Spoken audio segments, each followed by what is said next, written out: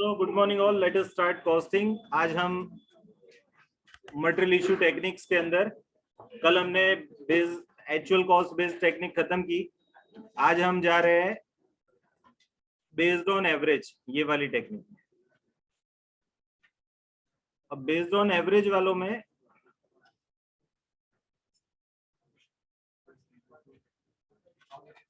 Simple average, weighted average, moving simple and moving weighted, ये चार method है। So let us understand, ये चार मेथड को हम वन बाय वन समझते हैं। By the way, this methods are called as average methods. Based on average material issues are made. तो अब उसमें पहले हम सिंपल एवरेज समझते हैं, फिर वेटेड एवरेज समझेंगे। Bye the way, what is simple average method? तो सिंपल एवरेज मेथड में बच्चों क्या होता है कि मटेरियल जो इश्यू होता है वो सिंपल एवरेज कैलकुलेट करके वो प्राइस जो आती है सिंपल एवरेज वाली, वो प्राइस से हम मटेरियल इश्यू करते हैं। अब क्वेश्चन ये है कि सिंपल एवरेज आता कैसे? तो सिंपल एवरेज में आपके पास जो भी स्टॉक पड़ा हो, सुनिएगे, एक एक वर्ड को ध्यान से सुनिए। जितना स्टॉक पड़ा हो आपके पास, ओपनिंग स्टॉक में सपोज 3 आइटम है, बराबर है। सपोज 5वीं तारीख को अभी 4 आइटम है। तो अब जब सिंपल एवरेज निकालना हो तो बाय द वे याद रखना, जब भी आप इश्यू करते हो ना जिस दिन, उस दिन आप ये सिंपल एवरेज निकालते हो। अब महीने में 22 बार इश्यू किया तो 22 बार आप सिंपल एवरेज निकालो। जिस दिन आप इश्यू करते हो उस दिन का ओपनिंग स्टॉक देखने का, मीन्स उसके इमीडिएटली पहले दिन का क्लोजिंग स्टॉक देख लेने का। उसमें जो 3-4 अलग अलग टाइप के मटेरियल हो, जिसकी 3-4 अलग अलग प्राइजेस हो, हमको वो प्राइजेस का एवरेज निकालना है। क्या निकालना है? प्राइजेस का average. We have to ignore the quantity, we have to ignore the value, we have to simply take the average of the prices.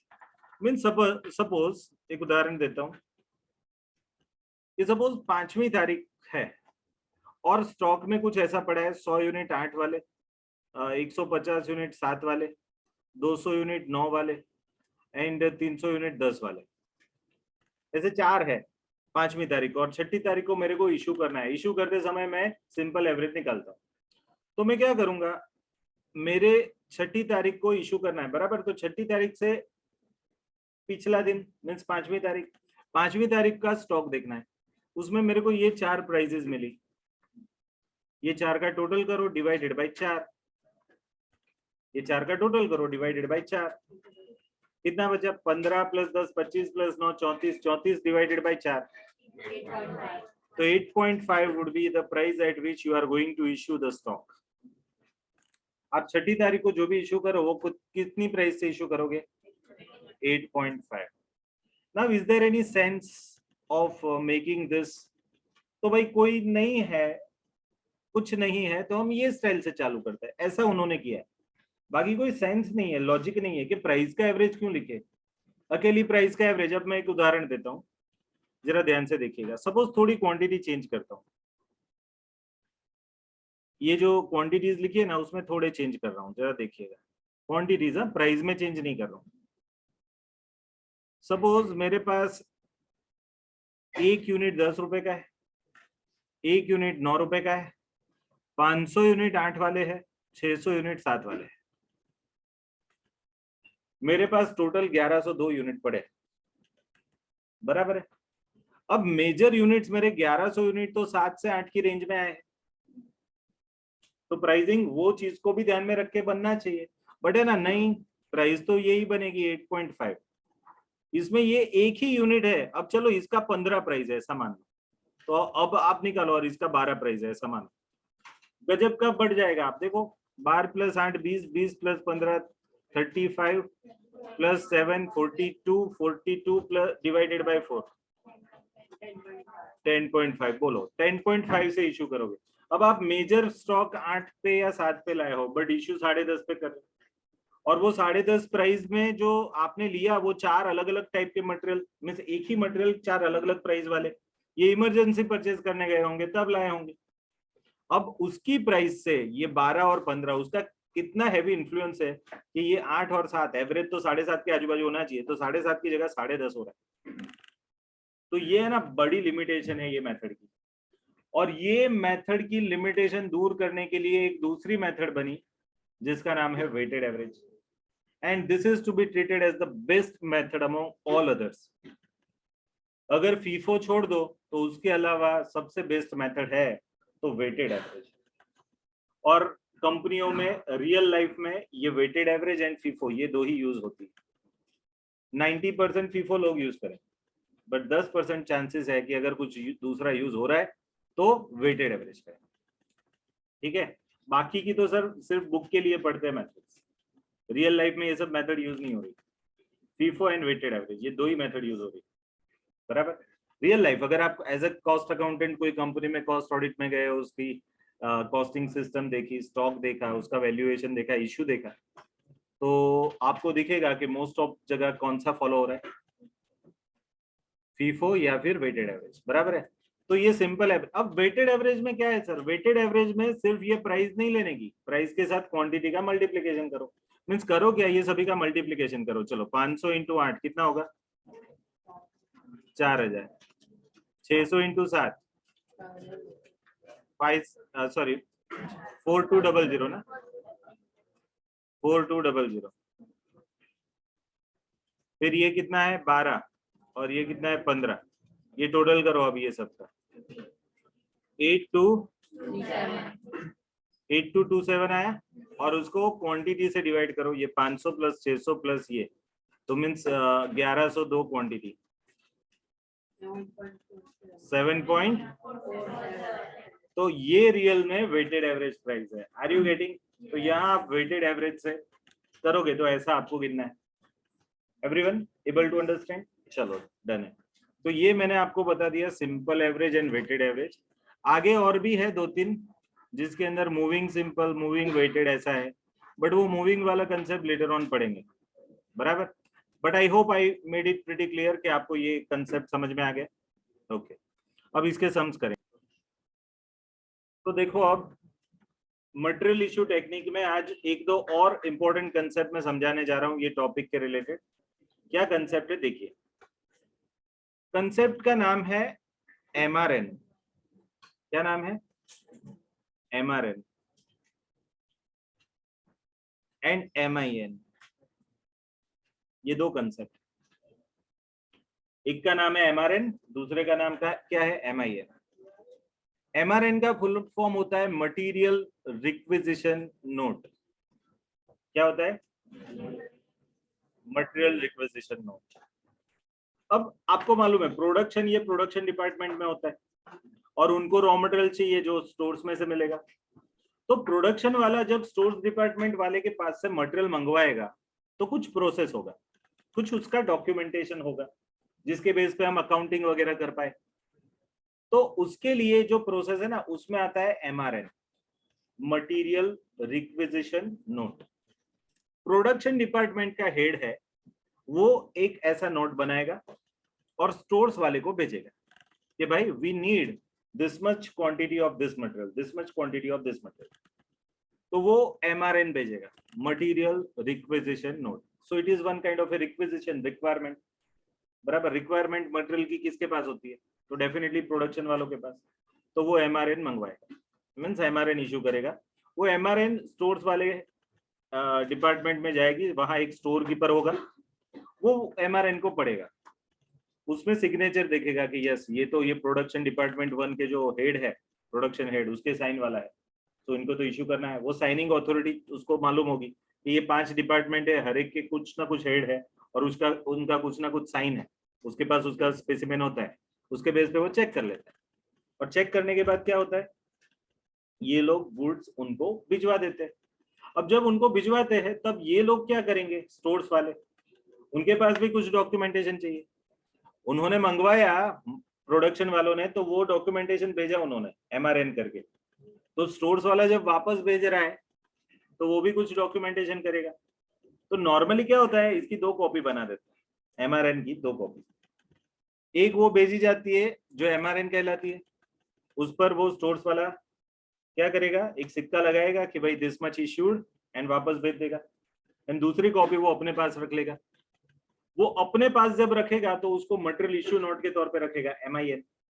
And जो प्रोडक्शन वाले के पास वापस पहुंची गुड्स के साथ, उसको वो MRN, मटेरियल रिक्विजिशन नोट. ऐसा मानेंगे। Are you getting? तो जब दोनों जगह पे जब भी ऑडिट होगा, ऑडिट करने जाएगा कोई भी stock auditor, chartered accountant, cost accountant, दोनों में से कोई भी जा सकता है जो इंटरनल ऑडिट करे, स्टॉक ऑडिट करे, और वो जाके जब ये प्रोसेस चेक करेगा तो ये देखेगा कि इसके पास MRN होनी चाहिए और यहाँ इसके पास MIN होना चाहिए। ठीक है, material requisition note and material issue note. ठीक है, अब क्या होता है कभी कभी कि एक प्रोडक्शन डिपार्टमेंट के पास कुछ एक्स्ट्रा स्टॉक पड़ा है। सपोज डिपार्टमेंट 2 के पास एक्स्ट्रा स्टॉक पड़ा है, जो जो स्टॉक डिपार्टमेंट 3 को चाहिए।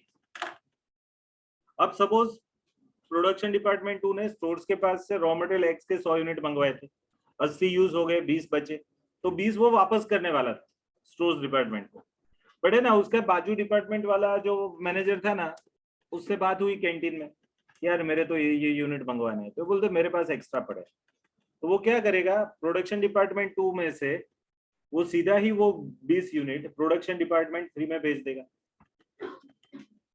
अब उस टाइम कौन सा डॉक्यूमेंटेशन होगा? तो वहां एक आता है जिसका नाम है MTN। क्या आता है MTN? वो क्या होता है sir? Material transfer note. Material transfer note से स्टॉक शिफ्ट हो जाता है। मीन्स डिपार्टमेंट 2, प्रोडक्शन डिपार्टमेंट 2 अपने वहां जब गुड्स कितने कंज्यूम किए उसका रिकॉर्डिंग बनाएगा, तो उसमें 100 यूनिट एक्स के मंगाए थे बट कंज्यूम तो 80 ही हुए, तो बाकी के 20 उसके पास या तो स्टॉक में होने चाहिए, या तो उसने 20 वापस स्टोर्स वाले को भेजे होने चाहिए, या तो उसने किसी और डिपार्टमेंट में वो ट्रांसफर किए होने चाहिए। उसके पास ये प्रूफ होना चाहिए। हमेशा याद रखना, कोई भी डिपार्टमेंट इनफ्लो एंड आउटफ्लो दोनों का प्रूफ मेंटेन करता है। ना करे तो ऑडिटर ऑडिट रिमार्क में लिखेगा कि ये डिपार्टमेंट का हेड इतने यूनिट्स खा गया। 100 भिजवाए थे, 80 यूज हो गए, वो बुक में दिख रहा है, बाकी के 20 कहाँ है बताओ? या तो स्टोर्स में भेजो, स्टोर्स में है, अगर है तो वेल एंड गुड, वापस भिजवा दिए है, अच्छा मटेरियल रिटर्न किया है। अगर ऐसा नहीं है तो किसी और डिपार्टमेंट को भेजे है भाई, तो मटेरियल ट्रांसफर नोट से वो दिख जाएगा। अगर वो भी नहीं दिख रहा है तो फिर जरा चेक करो कि कुछ प्रोडक्शन के दौरान कुछ रिमार्क आई है कि इतने यूनिट डिस्ट्रॉय हो गए, इतने यूनिट बिगड़े हुए निकले, वेस्ट स्क्रैप वगैरह में जनरेट हुआ है, ऐसा कुछ दिख रहा है? वो भी रिमार्क नहीं है तो गए कहाँ? वो गए कहाँ? तो सपोज चोरी हो गए सर। अब जब ऐसा आदमी बोलता है ना चोरी हो गया, अब आप सोचो मैं कोई डिपार्टमेंट का हेड हूं, मेरे डिपार्टमेंट में चोरी होती है, तो जवाबदार कौन? मैं। सच में जो डिपार्टमेंटल हेड है दैट पर्सन रिस्पॉन्सिबल, जो डिपार्टमेंट का हेड है that person is responsible. But sir उसने थोड़ी चोरी की, बट उसने सिस्टम ऐसे क्यों नहीं बैठाई कि चोरी ना हो? ठीक है, ऐसी सिस्टम बैठनी चाहिए जिससे चोरी ना हो। वहां कोई गेटकीपर होना चाहिए, वहां कुछ CCTV कैमरास होने चाहिए, सब कुछ होना चाहिए जिससे चोरी ना हो। प्रॉपर सुपरविजन एंड कंट्रोल होना चाहिए, जब भी गुड्स आए, जब भी गुड्स जाए तो उसका फिजिकल चेकिंग होना चाहिए, ये सब होना चाहिए।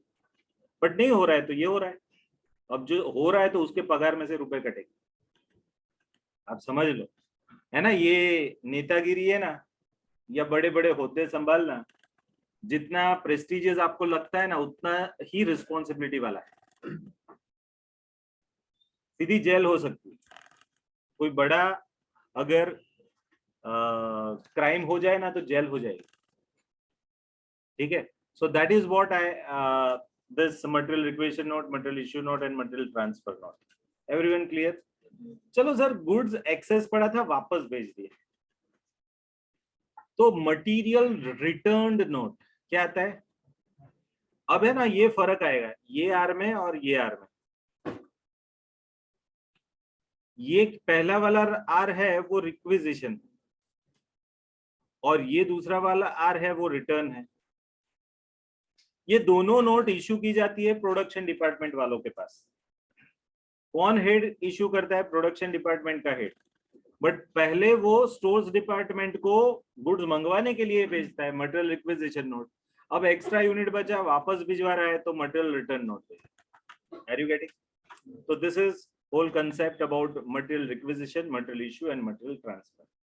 बच्चों इधर ही मैक्सिमम स्कोप ऑफ डिफॉल्ट रहता है। बराबर क्या होता है आपको है ना, कभी ऐसा मौका मिलेगा ही मिलेगा, इधर एएसएम में से ही भेजेंगे आपको बराबर के, कहीं ना कहीं स्टॉक ऑडिट पे ले जाएंगे या ऐसा कुछ कराएंगे, वहां आपको देखने को मिलेगा कि आपको है ना एक रजिस्टर थमा देंगे। कभी कभी कुछ कंपनियों में, bye the way what do you mean by stock verification and what do you mean by stock audit, फर्क है दोनों में। वेरिफिकेशन में क्या होता है, आपके पास एक लिस्ट होता है कि इतना इतना स्टॉक पड़ा है, वैसे फिक्स एसेट का भी वेरिफिकेशन होता है, स्टॉक का भी होता है, तो उसमें क्या आपको एक लिस्ट दे दिया जाता है कि इतना स्टॉक पड़ा है, फिर आपको वहां का कोई आदमी क्यून लेवल का या फिर दूसरे लेवल का आदमी आपको दे दिया जाता है, आप उसके साथ जाते हो और पूछते हो चलो ये स्टॉक दिखाओ, तो वो दिखाएगा, फिर आपको काउंट करना है इतना है कि नहीं। अब इधर 10,000 यूनिट लिखे तो वहां 10,000 दिखने चाहिए, तो सर वन वन काउंट करोगे, हाँ उसकी भी सिस्टम से चलना है, आपको वन वन काउंट नहीं करना है, उसके बॉक्सेस ऐसे होने चाहिए जिसका वजन कुछ होना चाहिए कि ये वजन इतना हुआ तो उसमें 10-100 यूनिट होगा तभी इतना वजन होगा। आप रैंडमली वो बॉक्सेस को खोल के देख लोगे, एक दो बॉक्सेस को पूरा खोला होगे, देखोगे कि अंदर सच में वही है कि नहीं, कि दूसरा पड़ा है ना, सेम वजन मैच करने के लिए कुछ दूसरा मटेरियल डाल दिया, ऐसा तो नहीं है ना।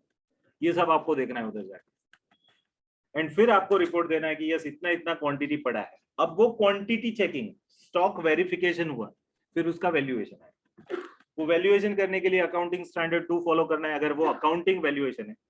अगर कॉस्टिंग फॉलो करना है तो कॉस्ट अकाउंटिंग में मटेरियल का स्टैंडर्ड है CAS 6 कॉस्ट अकाउंटिंग स्टैंडर्ड, जिसके अंदर मटेरियल का वैल्यूएशन कैसे होता है उसके रिलेटेड बातें बराबर। तो अकाउंटिंग का आप बुक्स चेक करने जाते हो अकाउंटेंट के एंगल से, इंटरनल ऑडिट या चार्टर्ड अकाउंटेंट कॉस्ट अकाउंटेंट के एंगल से सिर्फ वो स्टॉक वैल्यूएशन के लिए जा रहे हो तो वो अलग चीज है, बट कॉस्ट बुक्स के लिए एज ए कॉस्ट अकाउंटेंट जा रहे हो तो you have to follow cost accounting standards. Now what is this accounting standards, आपको शायद लाला जी सर ने चालू कर दिया है अकाउंटिंग स्टैंडर्ड के बारे में, बट मैं एक चीज बता देता हूँ स्टैंडर्ड क्या होता है। स्टैंडर्ड का मीनिंग एक common system to be followed by all. आप स्कूल में जाते हो तो यूनिफॉर्म पहनते हो कि नहीं पहनते, तो that uniform of your school it is one kind of a standardisation, कि भाई लड़कों का ये यूनिफॉर्म है, लड़कियों का ये यूनिफॉर्म, ठीक है, अलग अलग कक्षा के बच्चों का अलग अलग होता है। ये स्कूल वाले बच्चों का ये है, उसमें भी केजी वाले बच्चों के सेगमेंट का अलग है, 1 से 7 वालों का अलग है, 8 से 12 वालों का अलग। उससे क्या मालूम क्या पड़ता है, स्टैंडर्डाइजेशन, एक यूनिफॉर्मिटी लगती है। तो आप सोचो, आप अपना कॉस्ट अकाउंटिंग बनाते हो, फाइनेंशियल अकाउंटिंग बनाते हो, और उसके अंदर पूरे इंडिया में अलग अलग मेथड्स फॉलो की जाती है, तो उसमें से कौन सी फॉलो करनी भाई। अब मैं 10-12 अलग अलग मेथड फॉलो करूं, इस बार ये मेथड, दूसरी बार दूसरी, तीसरी बार तीसरी, ये तो पंजाबी की होटल में जाके 10 बार अलग अलग सब्जी टेस्ट करते हो, ऐसा नहीं है। यहाँ आपको स्टैंडर्डाइजेशन है कि भाई यही फॉलो करो। आपको मालूम है अकाउंटिंग का पहला दूसरा स्टैंडर्ड होगा जिसमें आपके जो आपने जो भी मेथड्स फॉलो की है उसको कंटिन्यूअसली वही मेथड्स को फॉलो करना है, आपको लिखना है डिस्क्लोजर कि भाई आपने जो मेथड सिलेक्ट की, suppose straight line method, depreciation की बात करें तो SLM है, WDV है, कितनी सारी मेथड्स है।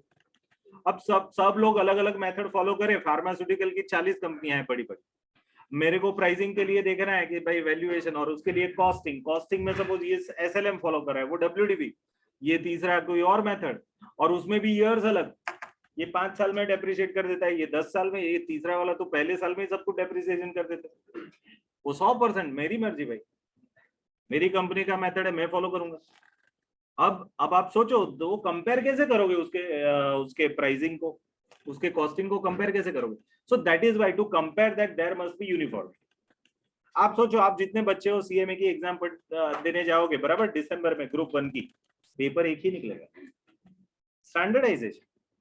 अब ये पेपर में भारत के ये 5 लाख बच्चे बैठे हैं, उसमें से कौन कितना होशियार वो मालूम पड़े। अब सभी को अलग अलग पेपर दे दूं, इसको इजी दे दूं, इसको टफ दे दूं, तो रिजल्ट चेंज हो सकता है। So that is why standardisation is needed. So ऐसा अकाउंट्स में अकाउंटिंग स्टैंडर्ड्स बने हैं और कॉस्टिंग में कॉस्ट अकाउंटिंग स्टैंडर्ड्स बने। आप जब फाइनल में आओगे तो कॉस्ट ऑडिट करके एक पूरा सब्जेक्ट है, 19 नंबर का पेपर है, उसके अंदर कॉस्टिंग के 1 से लेकर के 24 स्टैंडर्ड है, कॉस्ट अकाउंटिंग स्टैंडर्ड्स, जबकि अकाउंट्स में आपको 1 से लेकर के 32 तक के है। अब उसके बाद इंड AS आया है, उसके बाद IFRS आया है ना। अकाउंट में तो बापू इतना बढ़ गया है ना काम। मैंने खत्म किया था 2010 में CA फाइनल का पहला ग्रुप, उस टाइम अकाउंट उसमें आता था, वो जो देखा आज 12 साल में है ना 720 डिग्री चेंजेस है, 360 भी नहीं बोलूंगा, उससे double.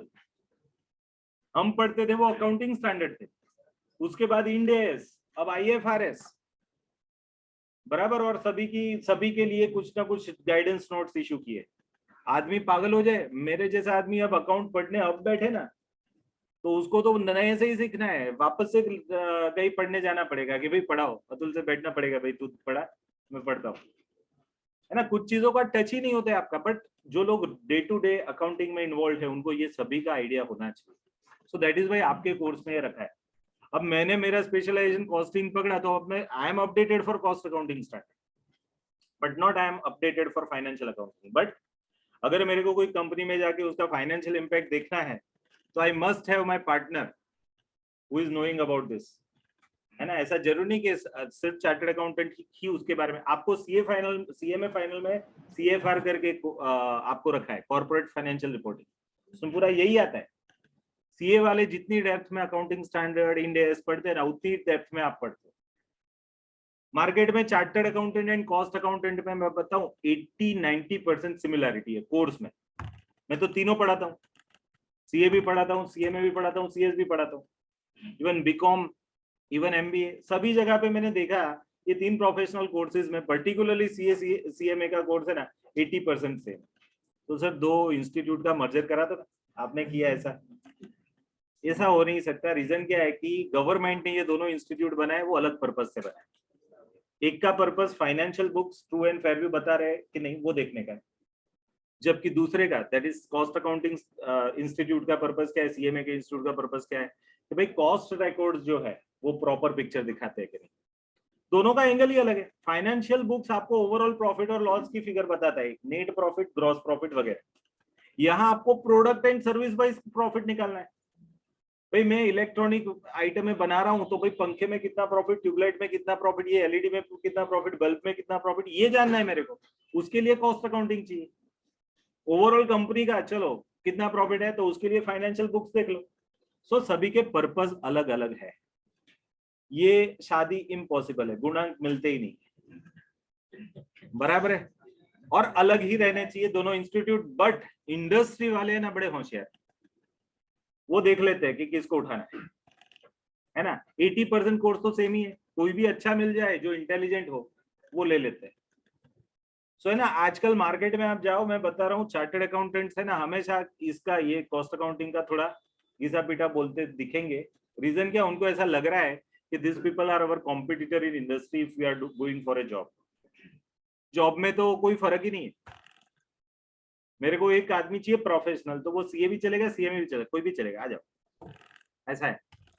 So that is Y ना वो उन लोगों को ऐसा बहुत लगता है। हमको तो क्या है, बहुत CA वाले भी अब हमको देख लेंगे ऐसा लगेगा हमको। बिग 4 में आपको अपॉइंटमेंट मिलती है बोलो। बाकी बिग 4 मीन्स विश्व का 80% अकाउंटिंग कंपनी जिनके पास है वो 4 कंपनी है, और उसमें कॉस्ट अकाउंटेंट्स को लेते हैं अभी। सिर्फ financial account mean chartered accountant तो होते ही होते हैं, कॉस्ट अकाउंटेंट्स भी इक्विवेलेंटली ही उधर एनरोल किए जाते हैं, बराबर। GST department, costing department, internal audit department, valuation department, कहाँ कहाँ नहीं है, बराबर। तो चलो स्कोप है हमारा, और ये पूरा समझना, ये प्रैक्टिकली देखने जाना है, तब मालूम पड़ेगा। Are you getting? ये सब चीजों को समझ में आए? अब मैं आगे बढ़ता हूँ, एग्जाम्पल्स में आगे बढ़ते। एग्जाम्पल्स में आज मैं आपको simple average and weighted average से एक सम कराने जा रहा हूँ। तो देखिए कहाँ है वो सम, ये रहा पहला सम, सिंपल एवरेज से है एंड फिर वेटेड एवरेज, बराबर है। बेसिक सम है। बेसिक का मीनिंग क्या, कुछ नया कंसेप्ट है, मेरे को कराना है, बराबर। जहां रिपीटेशन आएगा मैं एक्सप्लेन करूंगा होमवर्क, बराबर। तो चलो simple average, weighted average, let me start. Example आपके पेम्पलेट में सिक्वेंशियली 19 है, मॉड्यूल में आई डोंट नो कौन से नंबर पे होगा, 19 ही है। अच्छा बहुत अच्छे, चलो ये तो सेम पिच हो गया।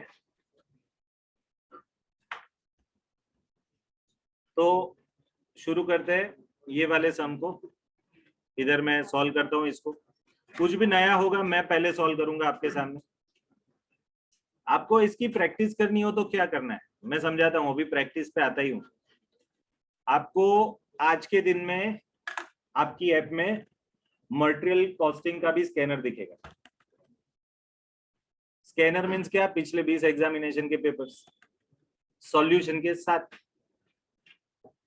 तो अब आपका रोल है, आपका कॉल है, ये सैटरडे को या फ्राइडे को कब टेस्ट है ना, कल टेस्ट है, तो कल के टेस्ट में ये सब भी कोर्स में है, आज के दिन तक का जो पढ़ा है वो, है ना, तो it is there in your course.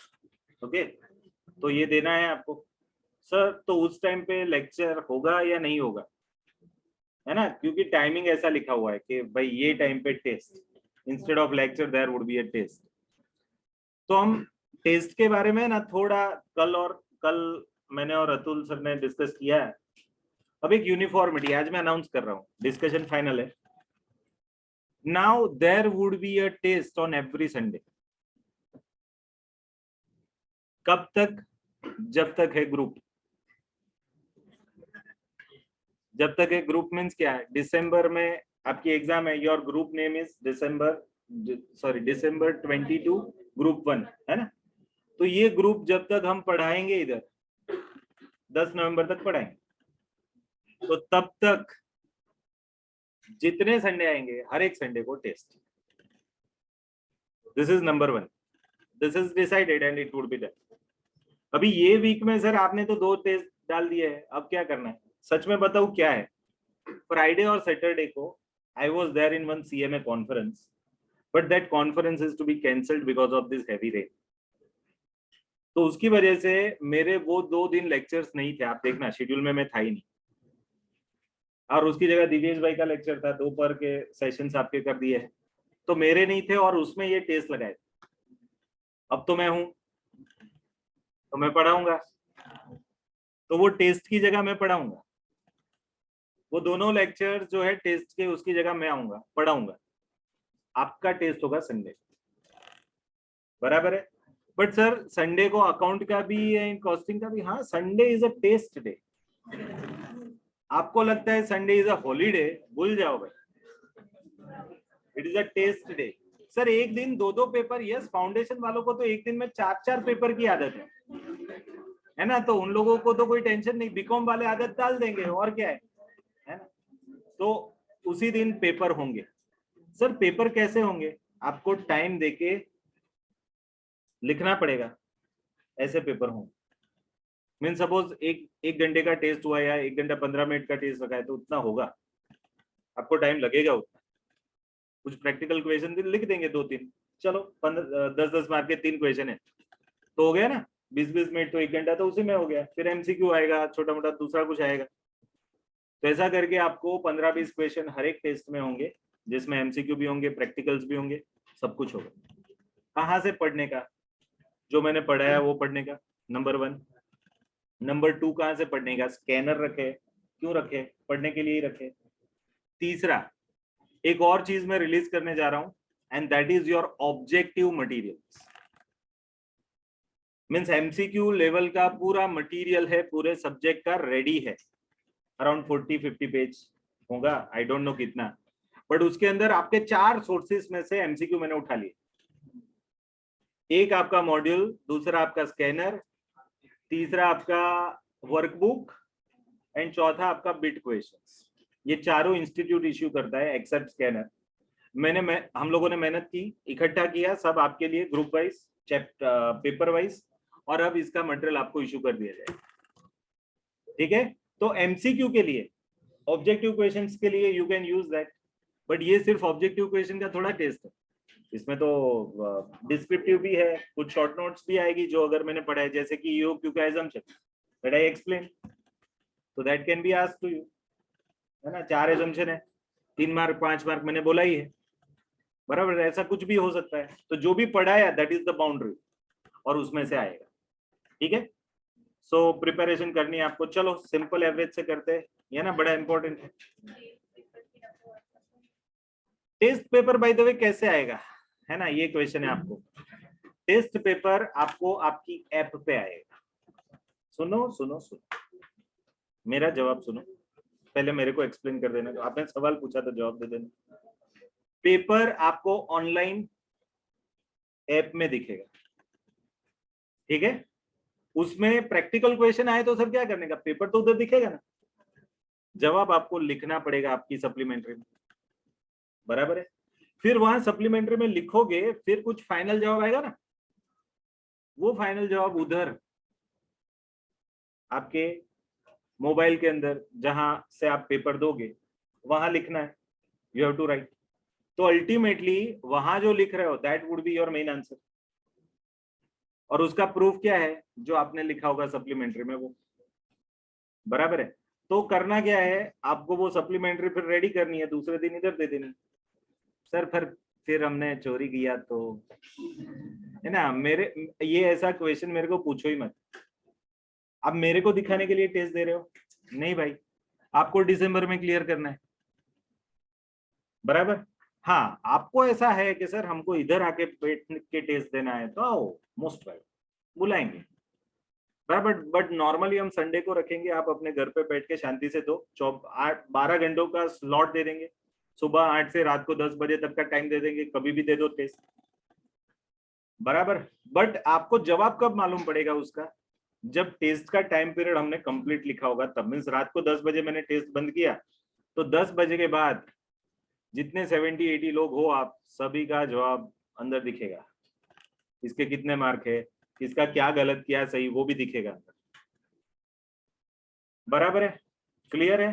तो सर आप कुछ चेकिंग बेकिंग नहीं करोगे आपकी सप्लीमेंट्री में, आप मेरे को, मैं देखूंगा ना दूसरे दिन 1 से 1.5 में मेरे को यही करना है, हर रोज मेरे पास तो ये टाइम है 1 से 1.5 के बीच में, है ना, आधे घंटे का टाइम है, उसमें मैं देखूंगा आपके पेपर्स को, प्रेजेंटेशन जहां जहां मेरे को लगा कि ये बराबर नहीं है मैं बताऊंगा कि ये गड़बड़ है, ये आप भेजोगे तो मार्क्स नहीं मिलेगा, इतना काट लेंगे, बराबर है। तो ये टेस्ट के लिए रेडी रहिए, बराबर। Every Sunday there would be a test, and second thing that every chapter when ends there would be a revision lecture, that revision lecture would be given in a separate folder of your subject, बराबर है। तो मेरा material costing खत्म होगा तो I will be responsible to revise the material costing in 1 hour, और आपको ये 1 आवर वाला लेक्चर एग्जाम के अगले दिन देखना है, ठीक है, okay.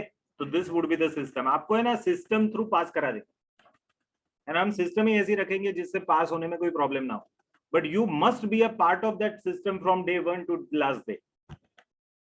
If you not following system तो लोचा है ना, डॉक्टर ने गोली दे दी बट खाई नहीं तो फिर तू भुगत, है ना।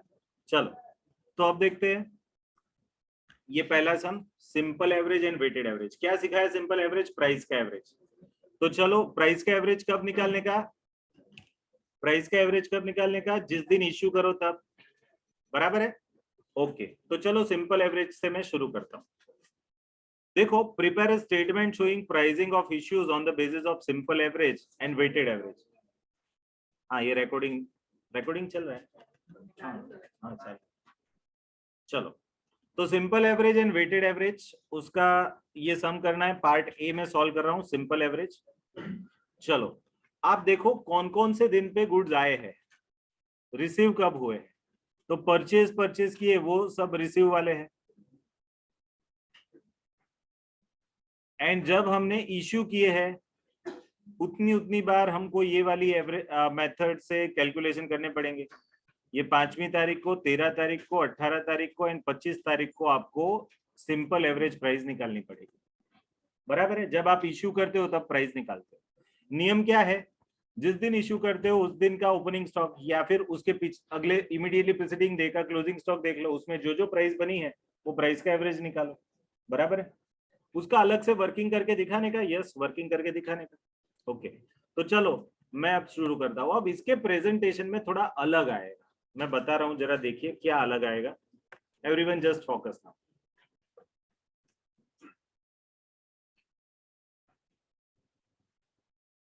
तो इसका आंसर मैं लिखता हूं,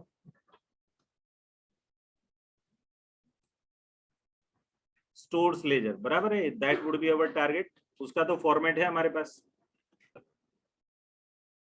चलो सब लोग देखो, ये रहा आपका मटेरियल डी, मार्च 2012, और कौन सी कंपनी का आपको बनाना है, तो डीएनके पीएल, और मेथड कौन सी इधर, सिंपल एवरेज, इतनी चीजें हम लिखेंगे, बराबर है। चलो अब पहली डेट बताओ, कौन सी डेट है? यहाँ मार्च 2012 ऐसा मैं लिख दूंगा, और कौन सी डेट है? फर्स्ट। फर्स्ट को हमने रिसीव किया है या इशू किया है? देखो रिसीव किया है, कितने यूनिट भाई? 100 यूनिट 10 के हिसाब से। अब बच्चों कुछ लोग जो बीकॉम वाले हो, तो उनके लिए मैं जरा इंस्ट्रक्शन देता हूं। आप लोगों को एक कॉलम एक्स्ट्रा बनाना है हर एक सम। क्या मालूम? ये डेट और ये रिसिप्ट, इश्यू और बैलेंस के बीच में पर्टिकुलर्स का एक कॉलम बनाना है बीकॉम पे। जो लोग सेकेंड ईयर बीकॉम में है, उसको प्रेजेंटेशन ऐसा आएगा कि यहाँ डेट आएगी, यहाँ पर्टिकुलर्स आएगी। पर्टिकुलर में क्या लिखना है? रिसिप्ट आया है तो रिसिप्ट, इश्यू हुआ है तो इश्यू, रिटर्न हुआ है तो रिटर्न, ये सब चीजें लिखनी है। ये कहाँ लिखना है? बीकॉम में। प्रोफेशनल हमारी सीए में और सीए की एग्जाम में ऐसा लिखना है? नहीं लिखना है। उसके लिए तो मैं बता रहा हूँ वो प्रेजेंटेशन, ठीक है। तो जो एस वाई बीकॉम वाले हैं, they are benefited by this instruction, ठीक है। चलो अब देखिएगा, पहली तारीख को इतने यूनिट है, तो अब मैं क्या करूंगा आगे? यहाँ मैं कितने लिखूंगा? 100 यूनिट 10 रुपए की प्राइस से 1000। चलो नेक्स्ट डेट कौन सी है? सेकंड। कितने यूनिट है? हाँ, प्राइस क्या है? 10.2। कितना आता है? 2040। क्या करोगे अब? यहाँ क्या लिखोगे? अब है ना थोड़ा इंटरेस्टिंग है। सर मैं ऐसा लिख दूं 100 अलग 200 अलग, या दोनों का कंबाइन करके लिख दूं? तो मैं बता रहा हूं दोनों का कंबाइन करके लिखना है। 100 प्लस 200 300, 1000 प्लस 2040 3040। और ये सर ये प्राइस वाला लिखना है तो याद रखना, सिंपल एवरेज में ये प्राइस वाला कॉलम बनाना ही नहीं, ठीक है। ये नहीं बनाना है। सर क्यों ऐसा? जवाब दे रहा हूं। अभी आपको थोड़ा ऐसा लगेगा सर ऐसा क्यों नहीं करना है, मैं बता रहा हूं, सभी का जवाब दे रहा हूं, बराबर है। अभी ये करना है, आप याद रखो। चलो अब नेक्स्ट डेट कौन सी है? कौन सी तारीख है? 5वीं तारीख। उस दिन क्या कर रहे हो आप? अच्छा, कितना इशू कर रहे हो? 250। अब 250 इशू करोगे, कौन सी प्राइस से करोगे? तो सिंपल एवरेज प्राइस। चलो सिंपल एवरेज प्राइस 5वीं तारीख की मैं यहाँ ढूंढ के बताता हूँ। Everyone just see, simple average price, total of price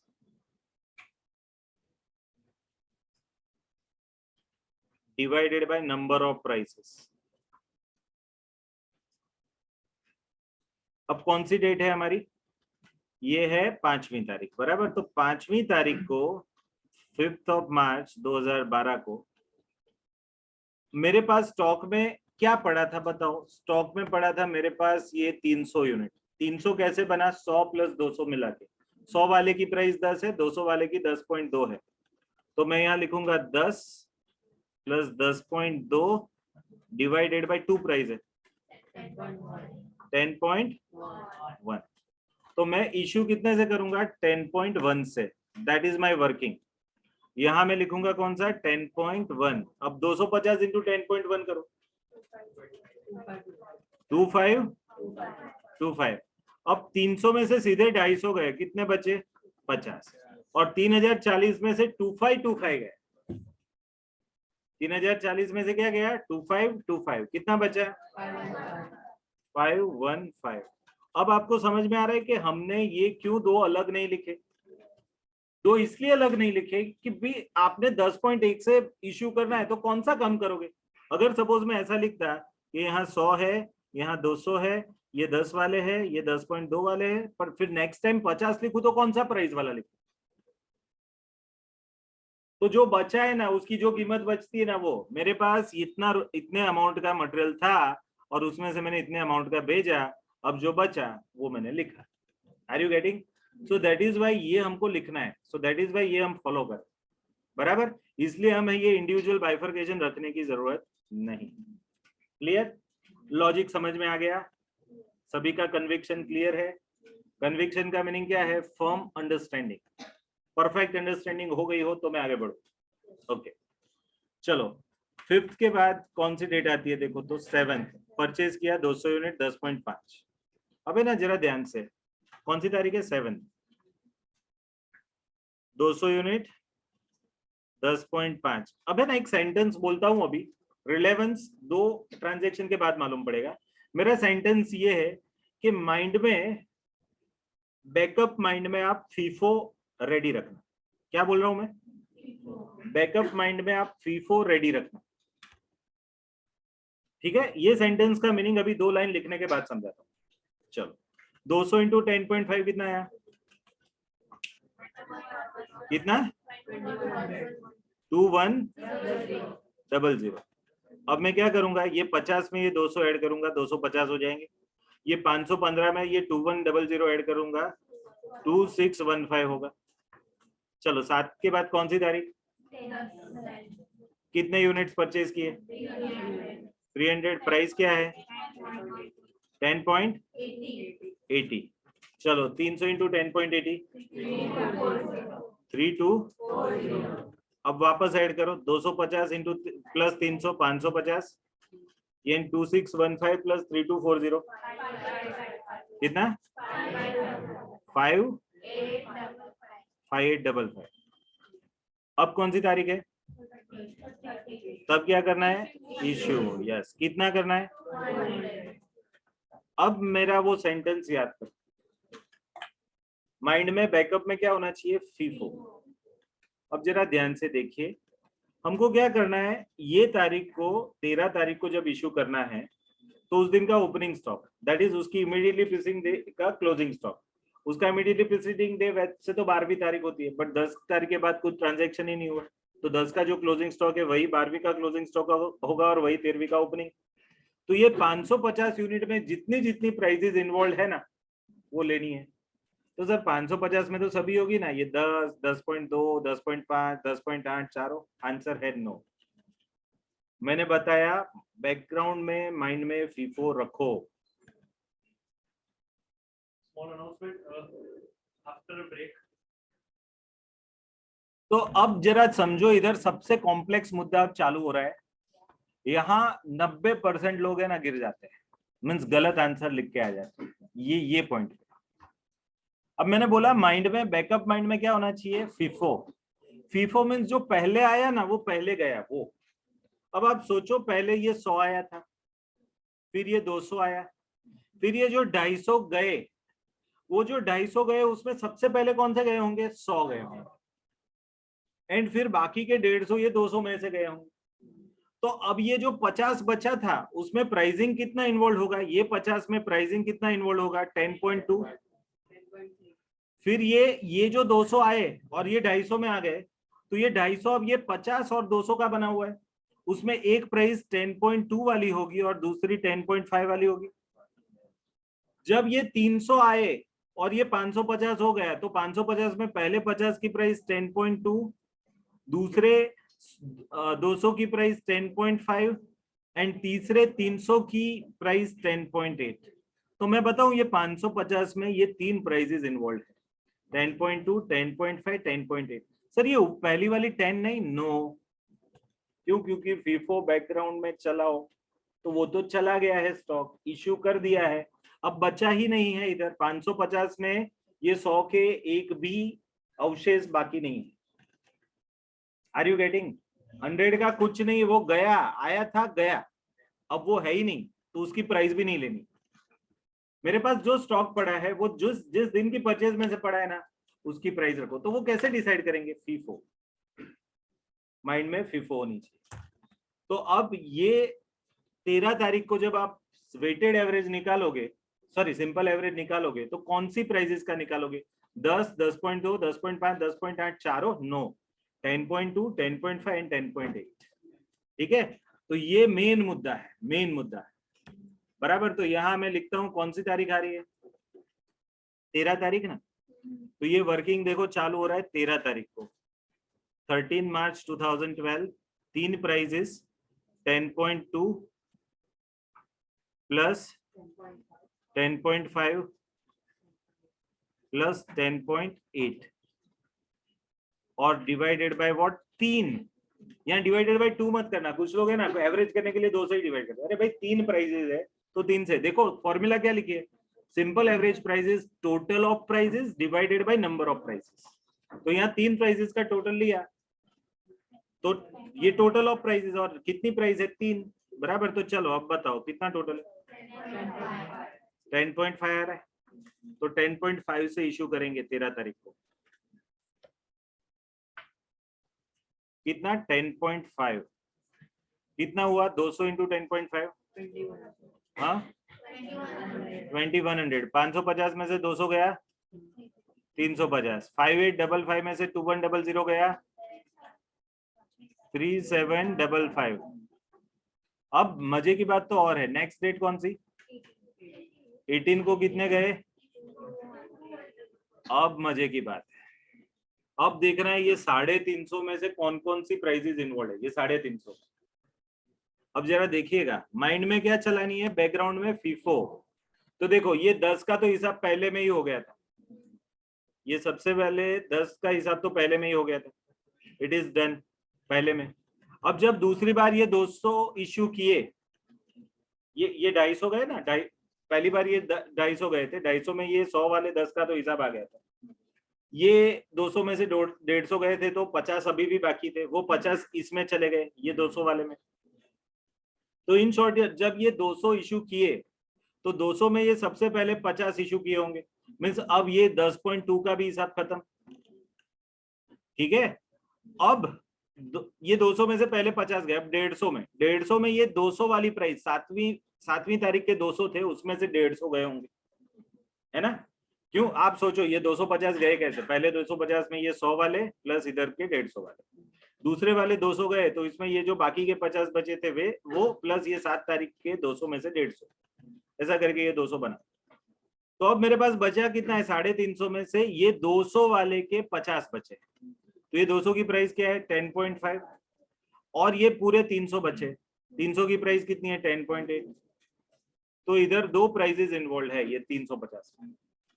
तो अब मैं ये दो का ही एवरेज लूंगा। तो देखो अब मैं 18 तारीख को वापस से एवरेज निकालता हूँ, 10.5 प्लस 10.8 डिवाइडेड बाई 2। कौन सी तारीख वापस से देखो 18 मार्च। कौन कौन सी price 10.5 plus 10.8 divided by what 2। अब 2 आएगा क्योंकि 2 ही है, 10.65। तो मैं 10.65 से इशू करूंगा, 10.5 की जगह किससे 10.65। अब कितना आएगा 2130। 350 में से 200 गए 150 बचे, और ये 3755 में से 2130 गए 1625। अब है ना इसमें एक ही प्राइस इन्वॉल्व है, मालूम कौन सी, ये 10.8 वाली, 10.8 वाली प्राइस इन्वॉल्व है। क्यों, अब देखो जो आगे के 100 आए थे वो चले गए, 200 आए थे वो चले गए, ये 200 थे ना उसमें से पहले 150 ये पहले वाले 200 में गए थे, बाकी के 50 इसमें चले गए। तो अब ये वाला भी चला गया है, तो अब जो 300 आए थे 10.8 वाले उसमें से ही ये 150 बचे अभी, बराबर है। तो 10.8 की प्राइस। चलो 18 के बाद अब कौन सी डेट आती है, कौन सी, उस दिन क्या आता है कितना, कौन सी प्राइस, तो 1100 हुए, 150 में 100 ऐड हो गए 250 एंड 1625 में 1100 ऐड हो गए 2725। अब कौन कौन सी प्राइस इन्वॉल्व है 10.8 वाली प्लस ये नई वाली 11, ये दो प्राइजेस इन्वॉल्व है इसके, बराबर है। 250 में ये 100 11 वाले हैं और 150 ये 300 में 10.8 वाले। अब कौन सी तारीख आ रही है 20 के बाद 25, क्या हो रहा है इश्यू है। चलो कितना है 150। अब प्राइजेस कौन सी होगी 10.8 प्लस 11 डिवाइडेड बाई 2, ऐसा होगा। हाँ तो भाई लिखना पड़ेगा ना इधर, कौन सी तारीख है 25 मार्च 2012 कितना 10.8 प्लस 11 डिवाइडेड बाई व्हाट 2 और 10.90 और ये 10.90 में इधर लिखूंगा। चलो कितना आएगा 150 इंटू 10.9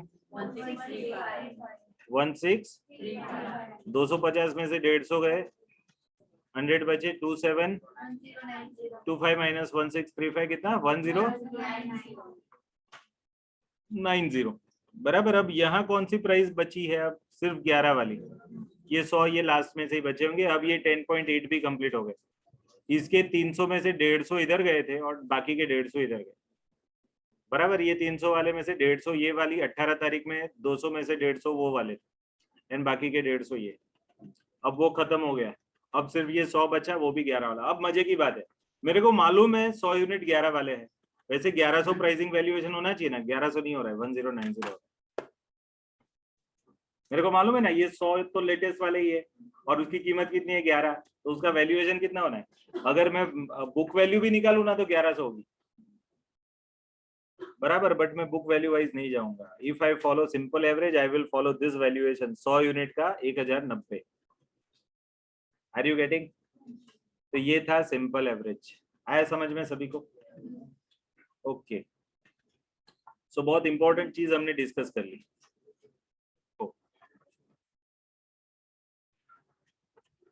बच्चों यहाँ एक नोट लगा के आप लिखो, क्या लिखो कि if opening stock is given, comma, its price should be considered in calculating simple average price.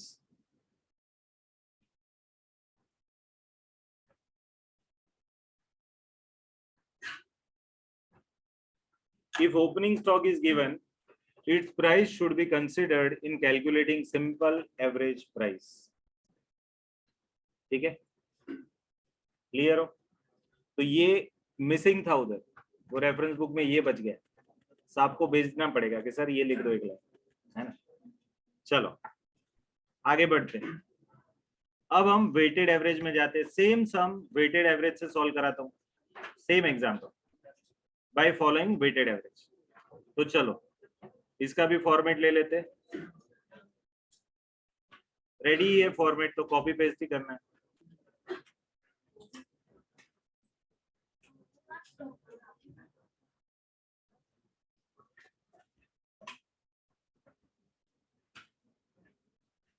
चलो अब मैं वेटेड एवरेज प्राइस से ये सम सॉल्व कराता हूं। सब लोग देखिए वेटेड एवरेज प्राइस क्या होती है। तो सिंपल एवरेज में सिर्फ प्राइस का एवरेज लेते थे, यहाँ price as well as quantity दोनों को कंसिडर करके एवरेज लेते हो, that is why it is called as a weighted average. तो चलो वेटेड एवरेज कैसे गिनते हैं सब लोग देखो। ये पार्ट ए था ना सिंपल एवरेज, तो ये हमारा आंसर ए था, ऐसा लिखना चाहिए।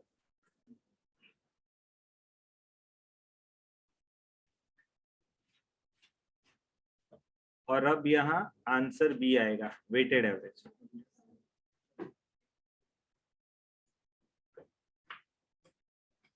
चलो क्या लिखेंगे? मटेरियल का नाम है क्या?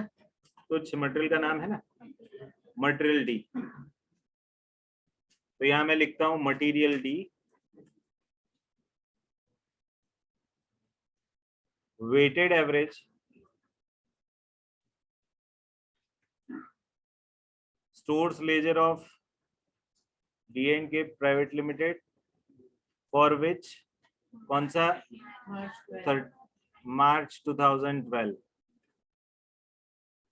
चलो अब है ना, पहले तो आप मेरे को कुछ चीजें मैं बोल रहा हूँ डेट वाइज आप लिखा दो, एवरेज बेवरेज बाद में ढूंढते, पहले रिसिप्ट एंड इश्यू में लिख देता हूँ बराबर। आप मेरे को बताओ, चलो पहले डेट बोल दो। डेट सिक्वेंशियली कौन कौन सी है? 1 2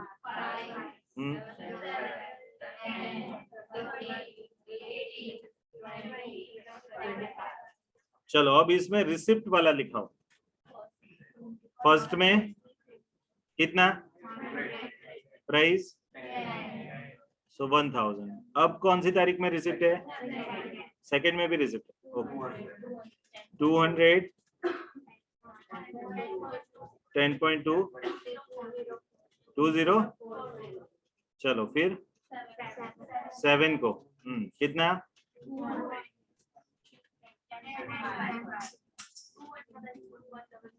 2100 फिर कौन सी तारीख 10 को भी रिसिप्ट है कितना प्राइस 8 ओके फिर 20 100 फिर 25 तारीख को है ओके। अब चलो इश्यू की क्वांटिटी और डेट बताओ। 5 तारीख को इश्यू किया सो पहली 2 पे आपने परचेज किया उस दिन इश्यू नहीं किया। नॉर्मली है ना जिस दिन परचेज आएगा ना उस दिन इश्यू आएगा ही नहीं। चलो कितना 5वीं तारीख को इश्यू किया कितना 13वीं तारीख को इश्यू किया कितना 18 तारीख को और कितना 25 तारीख को। अब इतना इतना है हमारे पास बराबर है। और अब हमको बैलेंस निकालना है। तो चलो पहले तो 100 यूनिट थे 10 रुपए की कीमत थी। यहाँ प्राइस लिखेंगे यहाँ लिखने की यहाँ सिंपल में नहीं लिखने की वेटेड में लिखने की। फिर चलो अब 200 आ गए तो 100 प्लस 200 कितना हुआ ये 1000 प्लस 2040 कितना हुआ 3040 को 300 से डिवाइड करो that is your weighted average price 10.3013 बराबर। इसको डॉट डॉट डॉट दिखा रहा हूं बराबर ओके। अब 250 इशू किए आपने कौन सी प्राइस से इशू करोगे यही है वेटेड एवरेज प्राइस 10.13 वाली। तो ये 10 पॉइंट ये जो आया ना कैलसी पे उसको रहने दो 10.133 जो आ रहा था रहने दो मल्टीप्लाइड बाय 250 करो 25.33 तो पॉइंट को इग्नोर करो। अब चलो कितना आया 300 में से 250 गया कितना 50 वेटेड एवरेज प्राइस 10.133 वाली ही है 3040 में से 2533 माइनस करो 507 चेक कर लो 507 डिवाइड बाय 50 करो 10.133 के आजू बाजू आएगा आ रहा है ना। अब चलो 200 ऐड किया तो 50 में 200 ऐड करो तो 250 507 में 2100 ऐड कर दो 2607।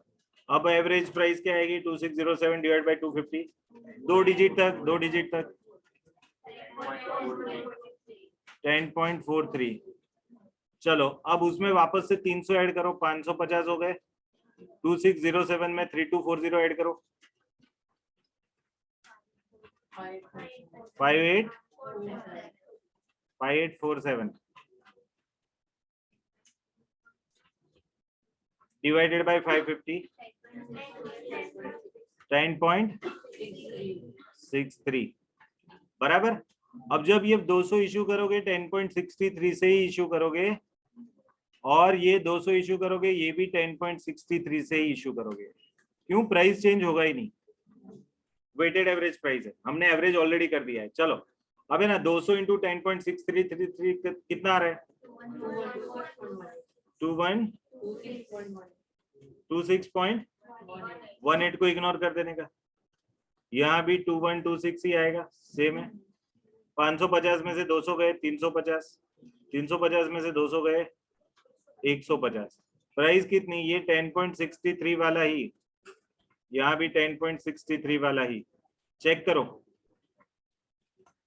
चलो 2 एक मिनट आप है ना मल्टीप्लाइड मत करो माइनस करके ढूंढो 5847 माइनस 2126 37 उसको 350 से डिवाइड करके चेक कर लो 10.63 के आजू बाजू आ रहा है ओके डन।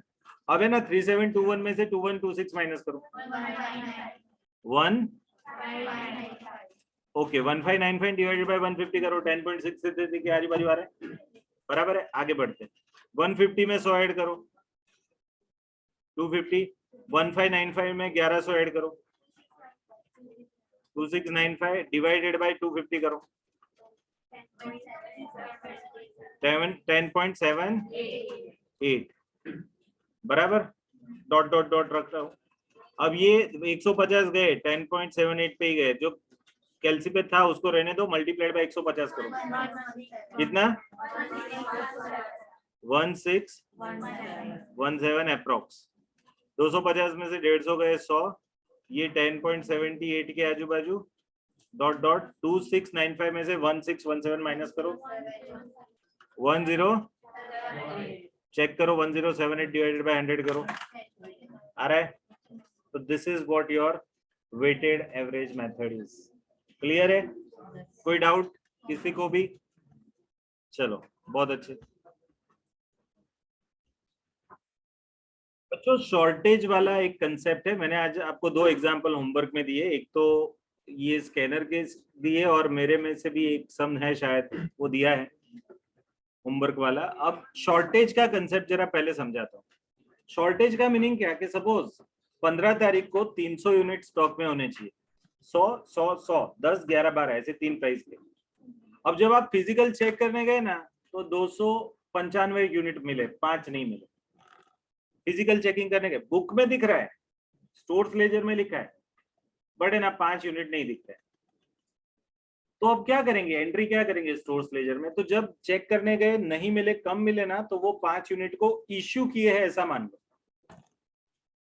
नहीं है, बुक में दिखा रहे हैं बट है नहीं, तो हमने इश्यू कर दिया ऐसा मान लो। बराबर, कौन सी प्राइस से? तो जिस सीक्वेंस फॉलो कर रहे हो, फीफो फॉलो कर रहे हो तो फर्स्ट वाले में से गए, लीफो फॉलो कर रहे हो तो लास्ट वाले में से गए, वेटेड एवरेज फॉलो करो तो वेटेड में से गए, सिंपल एवरेज फॉलो कर रहे हो तो कैलकुलेट करो सिंपल प्राइस, वो प्राइस से जाने दो, बट जाने दो। बराबर, तो इसको हम क्या बोलते हैं? शॉर्टेज। अब शॉर्टेज है ना 2 प्रकार के हो सकते हैं, नॉर्मल शॉर्टेज भी हो सकते हैं, एबनॉर्मल भी हो सकते हैं। अब नॉर्मल एंड एबनॉर्मल में फर्क क्या होता है सर? नॉर्मल शॉर्टेज देखो यहाँ लिखा है शॉर्टेज नॉर्मल लॉस, एंड 3 यहाँ 30 में शॉर्टेज एबनॉर्मल लॉस, ऐसा 2 है। नॉर्मल लॉस का मीनिंग क्या होता है कि भाई ऐसा शॉर्टेज, कौन सी, हाँ 30 तारीख को, देखो ट्रीटमेंट भी देख लो इधर, नॉर्मल हो या एबनॉर्मल हो, शॉर्टेज शॉर्टेज है, मटेरियल नहीं है उतना। आप इश्यू दिखाओ, देखो उन्होंने सॉरी दोनों को इश्यू दिखाया है, ये इश्यू है, ये रिसिप्ट वाला है, रिसिप्ट अमाउंट रुपीज, ये इश्यू अमाउंट रुपीज, और ये बैलेंस और अमाउंट रुपीज है। तो आपको क्या करना है, ये इश्यू के तौर पे दिखाना है। Are you getting? कोई कौन सा भी शॉर्टेज हो, आपको उसको क्या दिखाना है? इश्यू। सर सरप्लस हो सकता है, शॉर्टेज का उल्टा 300 एज पर बुक है, देखने बैठे तो 315 निकले, 15 यूनिट ज्यादा निकले, तो सरप्लस, उसको रिसिप्ट दिखाने। नहीं लिखा है, मैं बता देता हूँ। जब शॉर्टेज आए उसका ट्रीटमेंट इश्यू का है, तो ये जो सरप्लस निकले उसको रिसिप्ट दिखाओ। सर यहाँ लोचा है, रिसिप्ट दिखा तो दो, प्राइस कौन सी लो कोई प्रॉब्लम नहीं। आप स्टॉक में देखो, आपके पास 3-4 प्राइस पड़ी है, फीफो फॉलो कर रहे हो तो उसमें जो सबसे पहली प्राइस है वो उससे रिसिप्ट किया है वो बता दो। लिफो फॉलो कर रहे हो तो जो 3-4 में लास्ट वाली है वो प्राइस से इशू रिसिप्ट दिखा दो, है ना। जो भी है आपके पास स्टॉक में जो पड़ा है ना, उसी में से प्राइसिंग उठाना है, और प्राइसिंग के लिए आपकी जो पॉलिसी है वो फॉलो करना है, ठीक है। तो the point is clear with regard to the shortage as well as surplus. Clear हो गया? ओके, तो चलो कंप्लीट करके आना, मिलते हैं, बाय, गुड डे, जय हिंद।